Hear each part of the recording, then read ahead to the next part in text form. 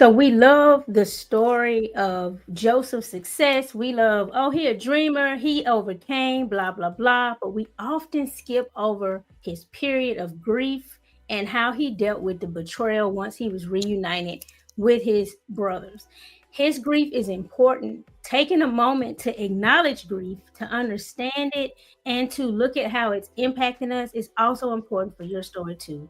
So today I'm going to be talking about grief, betrayal, and redemption, the part of Joseph's story we skip over. So I shared a lot about Joseph, and I love Joseph's story, and I love it because of who he's connected to down the line as well. But before I get into who he's connected to and why Joseph's story is one of my favorites, I just want to talk about the period of grief Joseph experienced.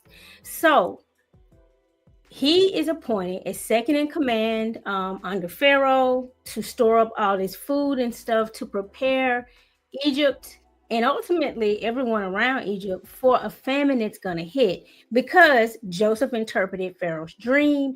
And because he did, Pharaoh was like, well, you know the answer. So who else would I put in charge over this, right? If you got insight, why would I skip over you? I need you to put this plan in place and I need you to help me. So when you fast forward to the story after he's appointed, his brothers show up because the famine is hit and is spread out. I think they were from a place called Canaan. So it had hit where they were from. This is where it starts to be hard. So first the brothers show up and they all bow before Joseph because Joseph is second in command. And before you can ask for something in this time period, you had to acknowledge the greatness that's set in front of you. And when they bowed, Joseph recognized them immediately, but they did not know who Joseph was. I'm going to say, I feel like this might have been the beginning of their hurt all over again. They didn't know him. They didn't recognize him. He knew them. They didn't know him, right? And in that moment, his dream about them bowing down, their wheat bowing to his wheat, came back to his mind. And so I'm sure it hurt that they didn't recognize him. And Joseph immediately starts testing them. He accused them of being spies, right? And so in this accusation, he accused them of being spies and he had them thrown into jail for 3 days. Now, that's not really a long time, but I'm wondering where Joseph was emotionally in that moment. Like, we skipped this part. We just get straight to the part where he knows God did it for his good. But first, he threw him in jail for 3 days. And he told them, because he asked them their story, where they were from. They said, hey, it's a bunch of us. We have a brother who's deceased. They were talking about Joseph. And then we have another brother, but he's young, so he didn't come with us. And so in that, Joseph goes, no, you're spies. I'm going to throw you in jail. Then he goes back to him and was like, if you have a younger brother, who would have been his full brother? If you have a younger brother, bring him back to us. So his brothers go to the side and start speaking in their own language that they don't think Joseph understands because, again, they haven't recognized him, right? So they're saying, y'all, we being punished because we never should have threw Joseph in that pit, honey, and sold him. We are being punished by God. He is getting us back, okay? What is this? And Joseph understood what they were saying, and y'all, he had to leave and go cry. And so I'm thinking, and this is just me thinking about the story, he may have understood that they knew they were wrong and that they were sorry that they did it, right? One of the brothers said, we heard Joseph pleading with us and we ignored it and sold him anyway. God is punishing us. And so this was the first instance where Joseph, he stepped away and he cried to himself. Grief will bring up tears. Hurt and betrayal will bring up a deep crying, a deep hurt within you. And you can't skip that, right? I'm pretty sure Joseph would have preferred not to cry. But when something like that deep comes up, you have to deal with it, right? And so I can relate to having to deal with grief. Grief is one of those things we can't escape. It can be grieving someone who dies. It could be a parent, Lord forbid. It could be a child, a friend. Grief is something we understand. In my case, I can understand grief through my own story because I had been adopted when I was about 2.5, almost 3 years old. And I didn't reconnect to my birth family until I was 30. In that reconnection, my birth mother had already passed away. So I didn't get to meet her. And so I had to grieve the mother I never got to meet. I had to really walk through, grapple with, come to understanding and cope with. I wouldn't meet my mother, the person who I had set out to meet in the first place in everything, the person who I wanted answers from, the person who ultimately was the one who gave me away. And I wanted to know why. But guess what? I didn't get a chance to ask her because she was already deceased.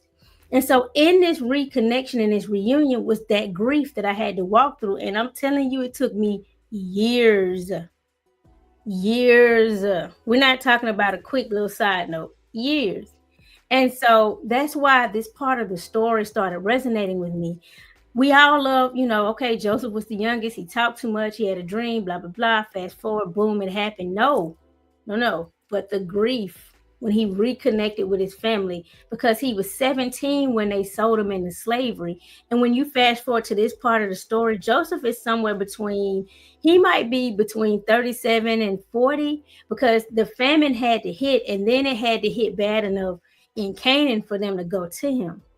Anyway, next, Joseph tells them, hey, I'm going to keep one of you here, and don't come back asking for more food if you don't bring the youngest one with you, right? So they had to come back with the youngest brother. Now it took a while. They waited till they ran out of food because their father was like, nah, y'all not taking my youngest son nowhere. Y'all lost my other youngest son. No, no, no. Well, they ran out of food, and their father Jacob was like, go get some more food. And they was like, we have to take Benjamin or we can't go back. So they take him.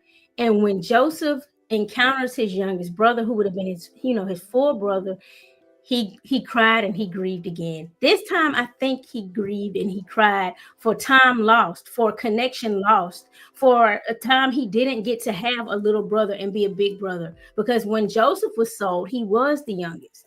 And so there's the grief of lost time, lost connection, lost a lot, right? So he steps away and he grieves again, and then he comes back because he had invited everyone to dinner. Now, when he invited them to dinner, he set them in order of their ages from oldest to youngest, which I thought was interesting, right? In the story, I'm like, so y'all don't feel like that's kind of weird that he know who the oldest is and he set y'all in order, but whatever. So he sits everyone in order from the oldest to the youngest. They have dinner. It say they got lit and drunk, honey. So they had a good dinner. They had wine, baby. That liquor was blow wings. It was a good dinner. And so that was the second time, though, that Joseph grieved. Next, he ends up sending them all away, but he tested them. And what he did was planted something on the youngest brother. He sent them away, was like, oh, y'all go on y'all way, blah, blah, blah. And then he had one of his servants or attendants to run the brothers down and say, one of y'all stole something. They were all like, no, we didn't. We didn't steal nothing. And so they searched, and of course they found the planted object on Benjamin. So they have to go back. And Joseph was like, whoever stole it is the one that have to stay. The rest of y'all can go. Of course, it was the youngest one, the one that they promised their father they would not allow nothing to happen to. Enter the oldest. I think that's Reuben. And he was like, look, our father will literally die if we don't go home with this child, honey, because we've already messed him over once. We can't do that. Take me. I will take his place. And that was the final thing that gave Joseph, the realization that his brothers had truly changed. Joseph had all of his attendants and servants sent away, and he revealed his identity to his brothers in that moment. And when he did, he cried and he grieved and he wailed so loudly that even though he sent everyone away, they all heard it. And it was so loud, Pharaoh's house even heard it. He had a deep pent up wail, a cry, a very raw emotional moment that was loud. This isn't just a couple of little sentences. Oh yeah, and then he blah blah. No. This was a few tests. He cried, he grieved, and in that, I'm guessing he grappled with, right? He had to get an understanding because he started remembering the dreams that he had that made them mad at him and got him sold into slavery in the first place. So Joseph had a lot to grapple with. And I'm pretty sure if you're watching this video, you've grappled with some grief. You've had some betrayal. It all varies, but grief and betrayal hurts. It hurts. And there are times when you have to really sit with it, really wrestle with it. You have to work it out. My grief was different. Of course, I wasn't sold into slavery, but I was disconnected from my family, and I had to just grieve, right? I had to in that reconnection, it was good, but it was also understanding that I missed out on things. I wasn't there. I wasn't in place. When someone's not in place in a family, a lot is taken, a lot is missing, right? That person's presence and what they bring to and fit into the puzzle piece of their family isn't there. So that had to really be understood. I couldn't zip past this. I couldn't zip past it. And when I say I had to grieve, I had to do deep work. I had to do journaling. I've had a therapist. I've had to join connection groups where people had the same plight and all understood each other, right? I had to learn deep breathing. Breathing deeply is a part of healing and a part of like getting that grief out of your body. Movement. Yes, I do yoga. I had to learn how to move grief out of my body. I I don't really share this or talk about it, but I've had to do dry needling where they go in and those knots that are just locked in places in your shoulders and in your, and for me it's my shoulders and stuff. They stick a needle in it and they relieve it. And when that happens, a lot of memories come up for me, a lot of grief, a lot of things that I have to just walk through. Side note, disclaimer, I'm not suggesting anybody do any of these things. I'm just telling you my journey. You really have to deal with grief because grief sets up in your body. It's in your emotions, it's in your heart. You can be heartbroken. Your heart literally can just be broken. You can be downtrodden from grief, and you have to work through and walk through it. Again, it could be grieving a life you thought you would have. It could be grieving someone who passed. It could be grieving a job you were fired from. I've been fired twice. I shared that before, right? Whatever it is, you need to walk through and really feel your emotions and get them out with grief. So he reveals his identity back to Joseph, and the brothers kind of like, what you mean it's Joseph, right? They stare at him in disbelief. Everybody is traumatized, yada, yada, yada, right? But this is Joseph, and he sends for his father. Hey, tell my dad I'm still alive, right? And so when you get through the story, it was Pharaoh who was like, yeah, go get your daddy. I can move y'all to the best parts of the land. Y'all won't have to worry about anything. So they come, they get there.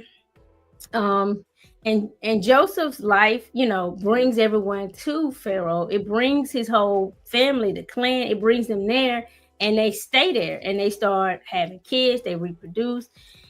You have to understand it's like a period of about 400 years between Joseph's life and then when you get to Moses, where he tells the Pharaoh of that time that it's time for the people to leave. So it's like a 400-year period. So they're there and they're good for a long time, right? And over time, they become enslaved under the next different pharaohs who take office, because the pharaoh is just like the position, like a king or a president. And so after a while, the original story of Joseph and what he did got lost in time. And these other pharaohs was like, who are these people?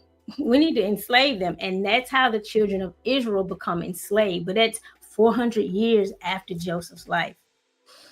And one of my favorite stories in the Bible comes from the Exodus, where Moses tells Pharaoh, hey, let my people go.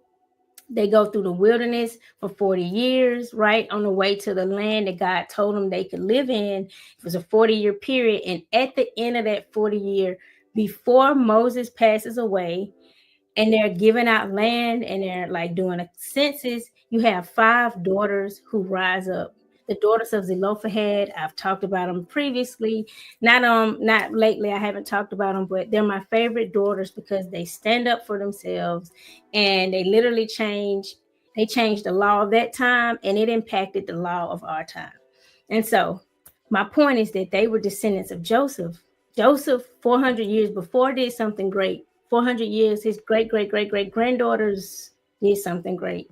And so that's why I love Joseph's story so much. Not your traditional reasons. Yeah, he had the coat, and I love me some colors. I love that coat. You know what I'm saying? I too would like a coat, but that's not all to it. It's the lineage, it's who he is, it's what he continually birthed down the line.